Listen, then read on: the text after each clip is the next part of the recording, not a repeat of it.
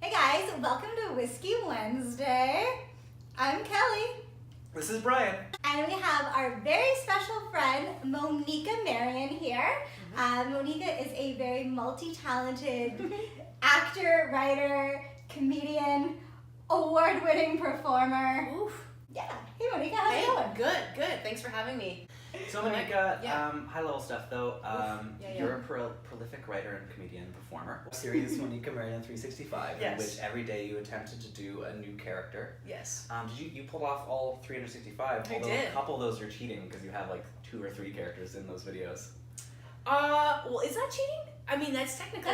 That's overachieving. It's over 365. Yeah. It's Yeah. overachieving. Yeah, I had some videos that definitely had more than one. There was 2. So technically, I had probably like easily over 400 characters Mhm. that I created that year. Because like a lot of them are just like full on dialogues between 2 characters like interacting with each other. Some are, yes, all done by myself. So Mhm. if the audience doesn't know that, so it was one of those things where I put on different wigs and then cut back and forth. Yeah, I got really good at doing that actually. Yeah. I got really good at remembering the dialogue that I said before because nothing was ever written. Everything was Was it all improvised. improvised? It was all Wow. improvised. Yeah. So everything. I went in- amazing. I went in with a concept or like a premise basically, or the idea for the character, and the character would simply just be probably like a log line that you would have for like a TV show or a film or a web series or something. So my character would be Batman lamp, and so what this character is inspired by Batman lamp. I'm looking at a Batman lamp. Yeah. That's why I'm saying that. Yeah. There is a Batman. Batman. over You there. can't see it in the Batman footage, lamp. but it's here. And so like imagine, okay, so now I'm thinking, okay, Batman lamp.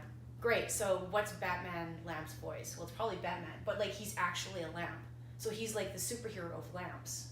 And then I go into that, and then I really create a really weird character that like it's a talking lamp or something. Like imagine if a lamp was a superhero. Oh my god, that's It amazing. has superhero qualities. You turn it on, you turn it off, like it lights up the night. I'm here for you. Jesus Christ.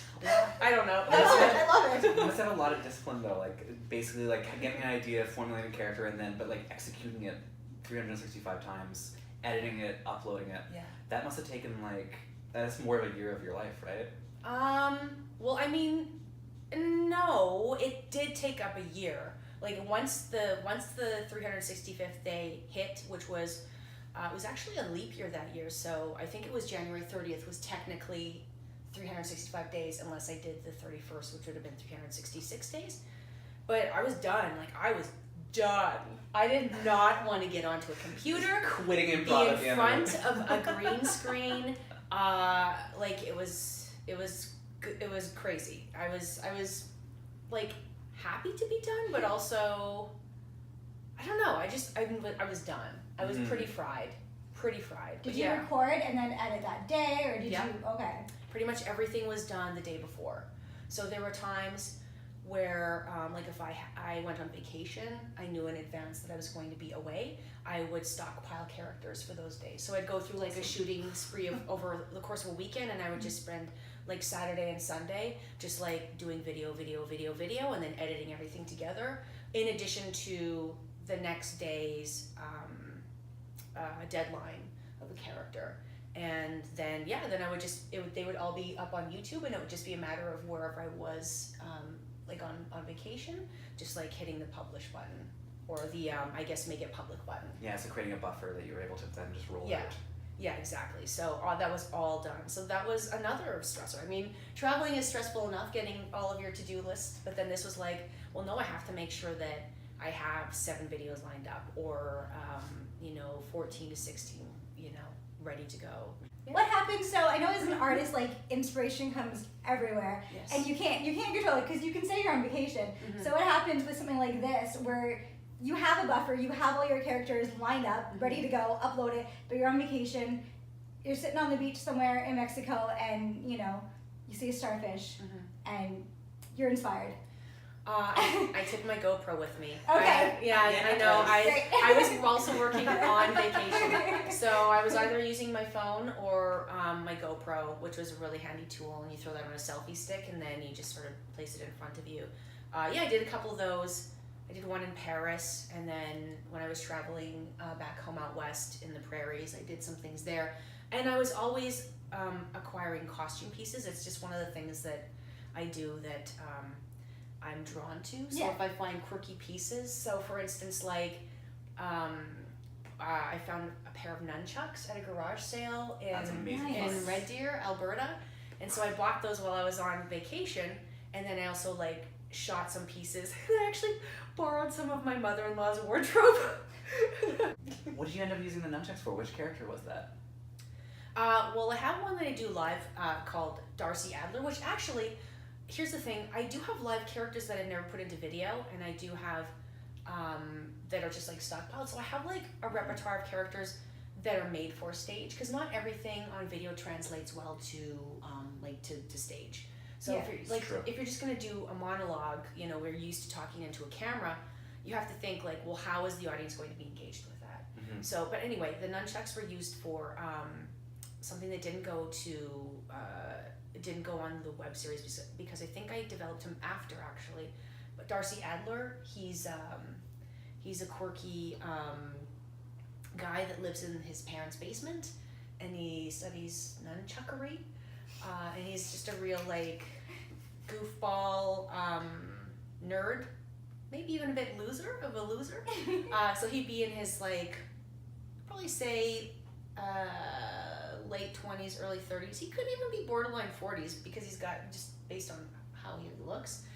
But yeah, so that's him. There was also a weird one I did for my web series where I was, I think I was some kind of a weird samurai, but like samurais don't use nunchucks, right? What do they No, use? they don't. It's That's swords, samurai Oh, swords. right, samurai right. swords. So Notice. yeah, all I remember is I was in this fancy, my mother-in-law's fancy satin robe. Did And you I have a was- kimono? Yeah, it was a kimono. My Oh. apologies. Yeah, it was a kimono. So I wore her kimono. So you're in your mother-in-law's kimono. Yeah, with in a park, a like garage waving these. sail nunchuck. Yeah, just waving them around the park, and I think my husband was filming that for me. He brought the camera with him, so he shot some things. Yeah. Oh, I've done Nunchuck Jesus as well. That was one of my ones near the end of the year, where it's Jesus, but he's really angry that even though people celebrate Christmas, nobody sends him any Christmas cards. Nobody, gives him anything. They just take and take. So to go and blow off steam, he goes outside and he just nunchucks and he swears at like Pontius Pilate and stuff. Yes. Yeah. He's just really expressing himself in that Mhm. moment. Just emoting. Yeah, exactly. Now, related to Nunchuck Jesus Okay. and Darcy Adler, Okay. you had mentioned in a podcast you were on a little while back, this was Julian Conversation. Oh my. But yeah, that's a really great question. In terms of the roles that I want to create for myself, there are some comedic. I'd say they're a little more like drier comedy. Obviously, I would love to be, on a show like Saturday Night Live where you get to play Yeah. characters and be in sketches and things like that. But yeah, I am working on a comedic series where, funny enough, I am the mother, but I have created like comedic roles around that. But I'm actually more drawn to, I guess, drama or not, like reality in terms of travel shows. So, like, I created my own motorcycle travel web series that I shot in 2017. This is Fuel Up. Fuel Up, yeah. I haven't released it yet because I don't know. I just haven't. But I've been able to use it as a proof of concept to go ahead and join forces with Bell 5.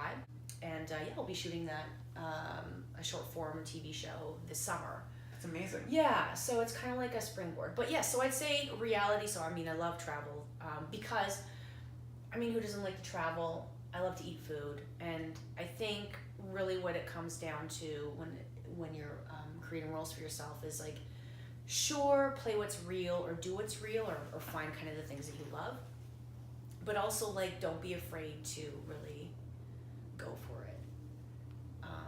But yeah, some dramas, I really love to do that. And I know that unless I get into like the top tier of Hollywood, or you really network with people that are creating these dramas, like you have to make those for yourself. Yeah.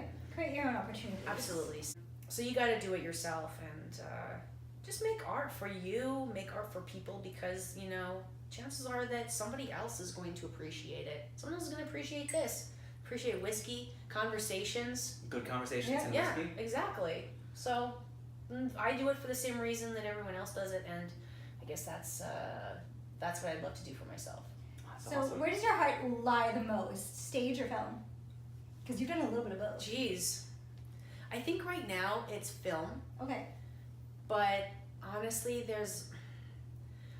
there are few things in life that can really get you off. And I'm gonna say it, like get you off, like being in front of a packed house, making everybody howl and just killing.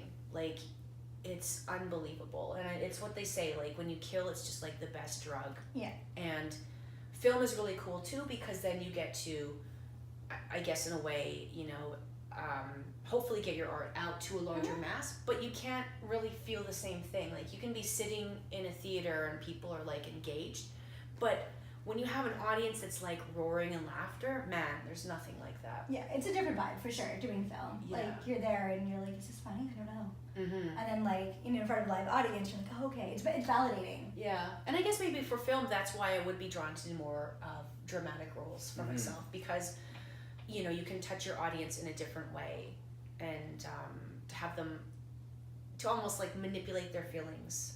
Yes. In another way. And create an emotion. Yeah, is exciting. So I say film right now just because that's kind of the natural, organic route that I'm taking.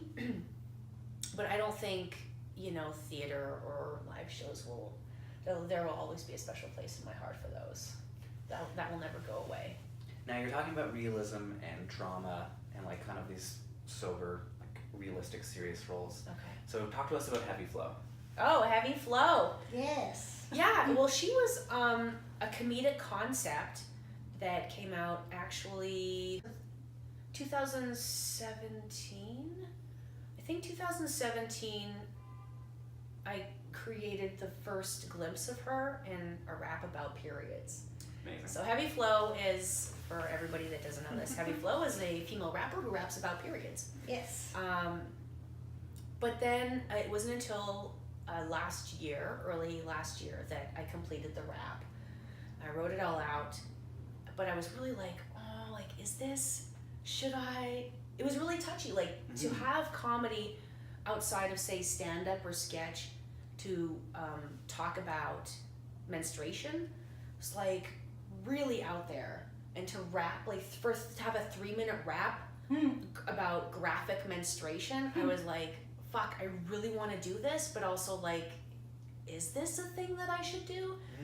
And so I presented it to my husband, and he was like, holy shit, that's really good. And I was like, really? Because I went to a guy, right? And I mean, my husband, bless him, he's a feminist and he's very supportive, but still, like, for him to be like, that's good, and not be like, oh wow, like you really, he could have been like, whoa, I've done things where he's been like, wow, okay, if you want to do that, but he was just like, that's awesome, that's a great concept. So I was like, okay, cool. And then I brought it to I brought her to life last year over the course of different comedy festivals, and for my fringe show that I did in Toronto and Edmonton, and it killed. Like, people were like, man, Heavy Flow, and people were like buying Heavy Flow buttons. So she's definitely turned into one of the crowd favorites that I've created, and I love doing her. She's like angsty, but also like drops truth bombs in a way that people can laugh about it. Yeah. So she's great. And then I made a music video for Heavy Flow in November of this past year, and then it was released this February. Oh, so just this February. Yeah. What's like the response been like? It's been good. Yeah, I'd say out of all of the character videos that I've made, it was the one that was most shared. So I think it had a really good response. It showed at a couple of comedy film festivals, and yeah, it's a thing that even last night I did a show, and then I did Heavy Flow. I ended my set with Heavy Flow, and one of the other comics said, oh, you're the one that did, I saw your video. And it's just like cool to have people say like, oh right, recognize that character. Exactly, like it's It's something that sticks because there's not, you see lots of things that people make, but not everything really, you're like, oh yeah, I remember that thing. So it's good. It's got a really good response. That's amazing. Thank you. 2019 has been a phenomenal year for the menstrual movement. Let's just say that. Has it been? It has been, yeah. And I'm really glad I dropped it. Like when I was making the video in November, I was doing it for a film deadline, like a film festival deadline. And so when I went to go and record the rap track, I was like, should I say 2018 or 2019? I was like, no, just say 2019, even though, it's going to debut at this festival that's playing at the end of November. Say 2019 and then drop it publicly the beginning of next year. And honestly, there's been, I've just been following so many movements that the timing, I don't think could get any better. Like, it wasn't too early where people are like, what the fuck is this? Yeah. And it's not too late because they're like, yeah, okay, cool, like, we're on board with this, whatever. You're just another one of the pieces of entertainment that have developed because of this. So it's been really good. Is the track available on iTunes? No, I don't know how to do that. You should make it available. Just one single track that Yeah, I've ever have it so Every people, flow- so every people, flow's because you dropping have a the single. track recorded, right? Yes. So yeah, you can have it, so you can upload it, people can download it on iTunes, they can stream on Or Spotify. be on your SoundCloud rapper. Yeah, Okay. put it on SoundCloud. Okay. And then even if a Get tweet your that rap blows out up, there. right underneath, you could just, here's my SoundCloud. Really? Yeah. All right. Okay. That's something to do. Yeah. Great. Thanks. A lot of people have been discovered from SoundCloud. Okay. I like rapping. Yeah? Yeah, I've done a lot of like comedy raps in the last couple of years, and I really like it a lot. Oh, let's talk about hip hop influences then. What's the major hip hop No. influence on Heavy Flow? Oh, geez. Definitely hearing some Beastie Boys. Well, I would say, she's got to go back and like give props to Missy Elliott, Mm-hmm. like the ladies in hip hop that Yeah. were like dropping it. Salt and Pepper, Peppa. Peppa. Salt and Peppa, like talking about how have a good man, talking about sex. Like that was edgy shit back in whatever it was, 92, 94. Mm. Explicit parental advisory, explicit lyrics on there. And then now, like, obviously Nicki Minaj, like, man, she busted that door open with just like, boom, I'm gonna lay it out there graphically, Yes. like sexually graphic, just like the guys are doing, and fast rhymes, really great stuff. So that's what I would say her influences are. So, I could be like, I could turn out to be like The the female Eminem. rapper for like all the rap moms out there. Rap Rap mom. moms. See, there's a character right There there. you go, rap mom. Rap mom. Yep. Yeah. Yo, it's a rap everybody, mom. I'm packing lunches. Here we go. I'm gonna put in some bunches of carrot sticks and broccoli. It's so yum in your tummy. Hey, boom, chaka baka baka baka, rap mom, chapa chapa chapa, rap mom, boopa choo pa choo pa choo, rap mom. There you go. That's a character. That is an example. The of a next character. single from Moniquea Marion, Okay. Rap Mom, available on iTunes, This SoundCloud, and this will count as Spotify. one of the Great. next 365. 366. That's actually great. So that just happened, right? Mhm. That's a thing that how I would create characters. So this was like a window into your process. Yeah, that's a window into my process. Like something just hits, or a line of dialogue, and then I just get into like, who is that person? Why did they say that thing? So we're at Mom, for instance. I might have just put those like 4 lines together to rap, and I'd record that on my phone really fast so I don't forget it. And then I'd put it into like my repertoire, and then I'd elaborate on that, and then Rap Mom. I'd like write more Rap Mom, and then I'd shoot a video. That wouldn't be able to be in a day probably because I'd want to have like the lyrics down for that. Mm-hmm. But that could definitely be a character to shoot. Your draft section in your phone must be like overflowing. It used to be. Yeah, I have a different phone now from then, but it definitely used to be. I used it for everything, and I encourage people to do that. I mean, it's the modern notebook that people carry. That's what I do. I have an idea and I Yeah. put it in my little notes section and I save it. And Exactly. Then, I wish I had my old phone with me because I could actually go through and read off all of the characters that didn't make it, and they're really terrible. Who's the worst? Like, what do you think is the worst character that we didn't get to see? Well, I had one called Hot Dog Hands. And it was just a person No, I that's said like worst, that not literally. best. Well, that's all I can think of right now. But I was like, damn it, I didn't get to do hot dog hands. But They're like so hot dogs good. on each finger, and like Oh, how I you was- just eat your I was- own I was picturing fingers. 2 huge sausages just going on. That's true. I should have elaborated hot dog fingers. But yeah, that was one. So what do you have next on the go? Next on the go. So like I mentioned before, I'm in the process of shooting Fuel Up. So I'm going to be shooting that this summer. That'll So be exciting. available on. Oh, sorry, that's a motorcycle show. That'll be available on Bell 5 TV1 as of January 2020, and then after that, it'll probably be available just on YouTube for February. But that's going to be such a fun summer going out. I'm going to be riding a bunch of motorcycles. I'm going to be like racing, Nice. dirt biking, like doing things that I've never done before. I mean, I've ridden motorcycles, but in terms of like the racing aspect, I've never done that. So I'm really excited that I get to have that opportunity. So yeah, I'm going to showcase a lot of celebrity female riders because that's something that's really lacking. The motorcycle purchase and rider demographic is the fastest growing in the motorcycle industry, and I really want to highlight that. And there's also a huge deficit in female travel hosts, so I'm trying to kind of tackle that. Yes. And get into there. So that's happening. Let's see. Yeah, I'm juggling kind of a couple of other projects that are like sort of in the works. They're being pitched. Let's just say that. I'm going to be in Banff for the Banff World Media Festival in June. That's amazing. Yeah, so I'm going to be able to... June, Banff will be beautiful. Yeah, it'll be beautiful. I think that's kind of it. Everything else is just sort of like on the DL happening, and I'll definitely let people know if other things happen to fall into place. Moniquea, where can viewers watch your stuff right now? And what should they watch? Well, I would say right now, just go to my website, moniqueamarion.com, and you can hear everything that I've made in the past. So in terms of like podcasts, there's also a link to Moniquea Marion 365, so you can see the videos that are there. And then eventually Fuel Up, or also Instagram is just at Moniquea Marion. I'm going to be putting up more, I guess, hopefully video content, like because it's not they have ITV. And if you want to watch motorcycle stuff, then at fuel_up_the show. We'll link it. We'll have Okay. a lower third Yeah. here. Okay. We'll have all of Moniquea's links. Yeah, so you can go there, and I'm actually just piecing together a really fun episode that I did where I shot in the snow a month ago.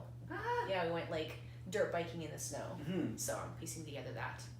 Cool. Yeah, that's it. Just go and see my stuff, I guess. Yes. Moniquea, Support thank you. independent artists. Thank you so Thank you much. so much for Yay! joining us here at Whiskey Wednesday. Yay! Woo! Cheers.